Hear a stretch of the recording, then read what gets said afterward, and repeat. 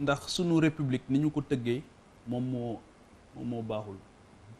parce que encore une fois France rapport bi mu am ak religion ñun amuñoo ak moom rapport boobu religion ci sunu réew.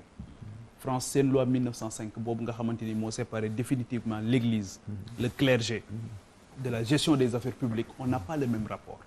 ñun ci sunu réew malheureusement le système que nous avons la république que nous avons a été importée et imposée et on n'a pas pris le temps de la tropicaliser dëppale ko domestiquer ko dëppale ko ba nga xamante ni dina jël en compte suñu réalité socioculturelle te réalité socioculturelle yooyu sunu foi daf ci bokk Macron li mu wax dafa leer dafa wax ne la France ne renoncera pas à la caricature loolu mooy mbéj bi loolu mooy mbéj bi mais président Macky Sall honnêtement dama koy déglu ba ci yàgg mais man mii je me posais des questions qu'est-ce qu'il veut dire en réalité Macron sax souriait yaa ngi dégg Macron day muñ bi mu paree mu ne ko d'accord mon cher Macky et il était d'accord avec lui mais justement le président par rapport ak la phrase bi nga xamante ni moom moo gêné moom moo touché suñu foi ñun ñëpp mooy li mu wax ne la France ne renoncera pas à la caricature li mu wax ne bokkuñu trajectoire ñun ak France tey jii bu fekkoon ne dañu touché n'importe quelle religion dans ce pays-là que ça soit la religion chrétienne catholique que ça soit la religion musulmane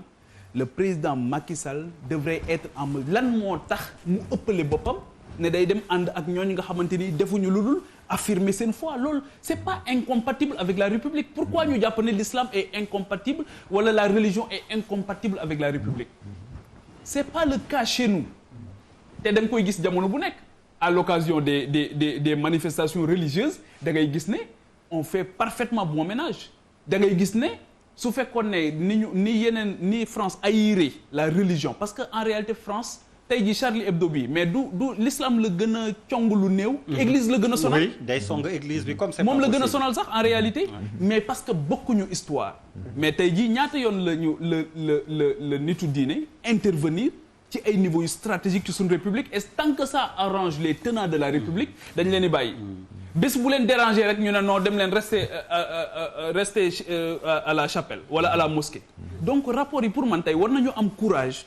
ñu interroger la place de la religion ak l'impact de la religion wala sax la contribution de la religion de façon globale par rapport ak sunu processus de développement parce que booba ba tey kat nee nañ génne nañ ci loxo religieux bi waaye ñiy jéem booba ba tey kat dafa mel ni sottiwul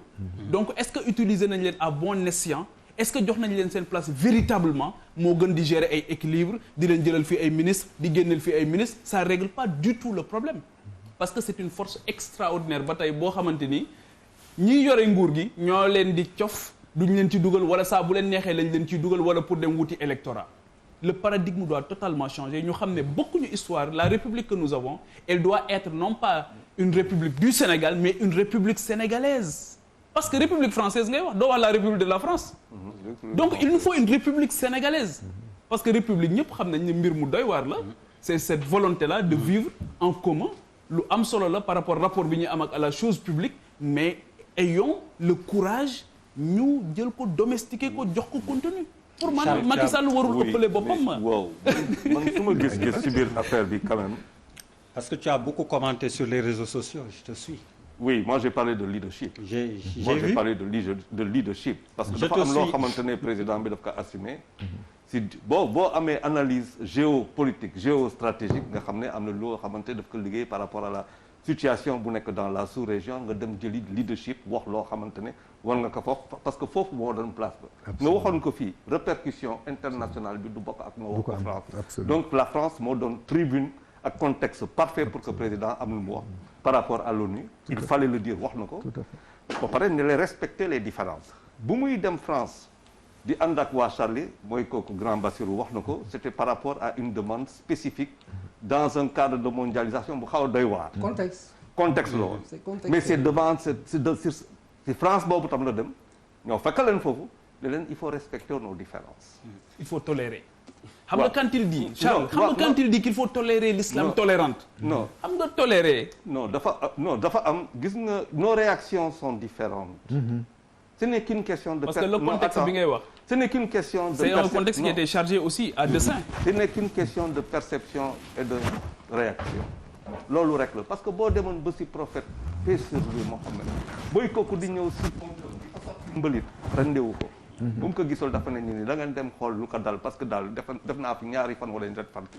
gisuma fi mbalit donc la réaction jàngat bi fa la boo jàngee foofu doo sax toog di kaas wax bi fa la dafa am loo xamante ni boo si duggee nag nit ki da nga koy accorder tam sa culture religieuse et de ce point de vue wax politique ak géopolitique géostratégie dafa doy waar man pour man il y a un leadership qui a été affirmé en France et avec force par rapport à l'ONU kooku c'est-à-dire c'est d'accord ñu ñëw foofu par rapport à la France nga ñëw fekk nit ki France si biir dëkkam nga nekk waa d'accord nga dellu moo nga teg tolérer il faut tolérer mais nous sommes dans un monde de tolérance et d'intolérance waaye bu ñu àggee ba nga xamante ne mënuma tolérer mooy lan mooy que nit ki boo demee ba di jël di kari mais ça veut dire que yow kay am nga problème ak kii je pense que Macron bu ñu ko waxoon xëy na saa waaye loolu la koy wax France peut-être du ko jëlee noonu waaw il a fallu oser faire ça et il a osé le faire maintenant par rapport à fii on peut parler kooku c'est une affaire sénégalo-sénégalaise mais sur le cadre international ak résonance bu muy am man pour man y a eu un leadership affirmé et kooku man dam siy kontaan surtout boo xoolee suñu si région actuellement lu mu tolloo alors ndam la doon am na ko fa pour en venir à Ousseynou li mu wax bëri na bokk na ci sur l'islamophobie quand on a lu l'enquête on a remarqué également l'immigration l'emploi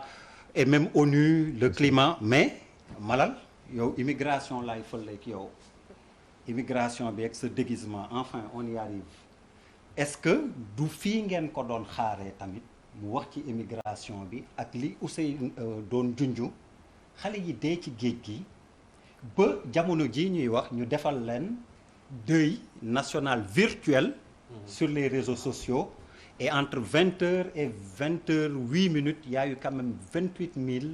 tweets yoo xam ni ça concerne Pierre jox naa la statistique bi si tu veux tu nous les montres yow wan naa la ko est-ce que tamit du fii lañ ko doon xaaree. non en fait xam nga par rapport à la question liée à l'immigration moi je me dis effectivement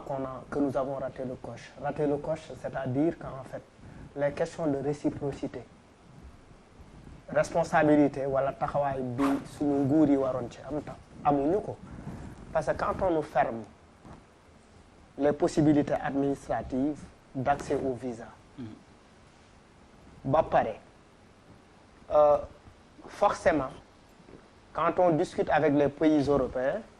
il y a de l'argent boo xamante ne dans le cadre de la coopération qui dit on met à la disposition de vos États un certain montant effectivement pour que effectivement vous mettez ça dans l'emploi des jeunes etc. Si tout ça n'est pas fait les jeunes ils sont obligés de trouver des possibilités de partir soit ils partent par la mer soit ils partent par le désert situation bi am na les réponses apportées par le président de la République ou bien par effectivement les autorités c'est effectivement de dire que on va corser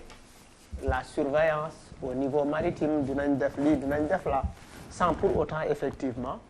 taxaw na effectivement 500 morts c'est presque mun nañ wax ni en fait ci une semaine mun nañ ci une semaine ou 2 semaines c'est énormément te gisuñu amul benn autorité bu dem taxaw dem masawu famille wala dem jaale leen wala et cetera wala taxaw poser le problème mais effectivement il faut en discuter ça doit faire l'objet d'un conseil interministériel parce que quand même c'est une question très sérieuse 480 ou 500 jeunes yi nga xamante ne ils partent ils sont morts dans la mer nit ñi c'est une question qu'on doit poser maintenant mais les réponses portées c'est toujours effectivement des accords signés avec l'Union européenne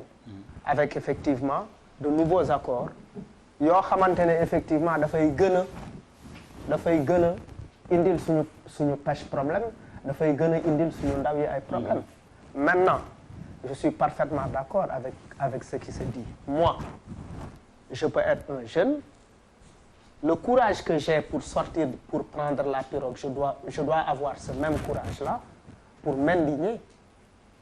pour arriver à changer la situation ici parce que il faut quand même dans ce pays pourquoi les choses continuent à se passer comme elles se passent c'est parce que effectivement la jeunesse elle croise les bras elle est beaucoup plus mobilisée par les confréries, elle est beaucoup plus à la solde des confréries qu'à la solde effectivement des mouvements citoyens. Parce que effectivement de la citoyenneté, parce que taxaw am na nu ndaw ñi doon taxawee ci réew mi, nos autorités, j'ai entendu quelque part Karim Xrum Xax le dire, am na nu ndaw ñi doon taxawee ci réew mi, les autorités n'oseraient pas effectivement dem di oser sax un certain type d'accord avec l'Union européenne ak ku mu munti doon. C'est-à-dire bu ñuy assumer autant mun nga ne oui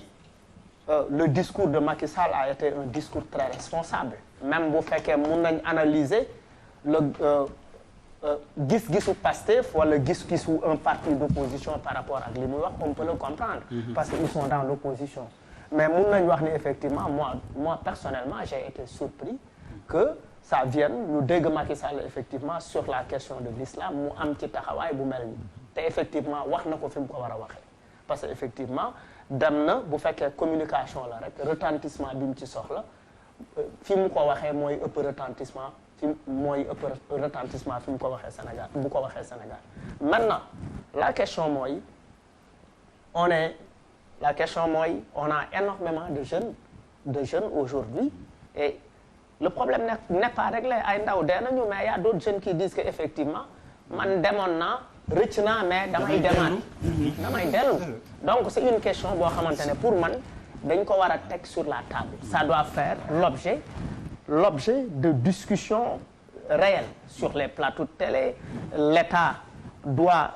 bi dafa war a taxaw jël ay responsabilités, c'est-à-dire mu permettre ñu comprendre lan. On a eu de l'argent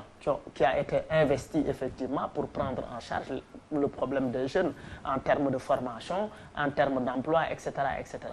Où est parti cet argent? ñan lañ ko dénk lan ak lan lañ ci def ba mu indil ñu situation bii nii ba pare effectivement ñu am honnêteté wu taxaw ne effectivement Union européenne oui d'accord, est-ce qu'on peut revoir nos accords? Parce que coopération am na on peut être d'accord que effectivement ay coopération bilatérale day am coopération multilatérale day am mais bu ñu demee ba comprendre ni que effectivement suñu situation bii nii ñuy dund c'est licence de pêche ñoo ñu ko jural. dinañ ci dugg il faut arrêter. Simplement. donc ñu bañ a anticiper licence de pêche.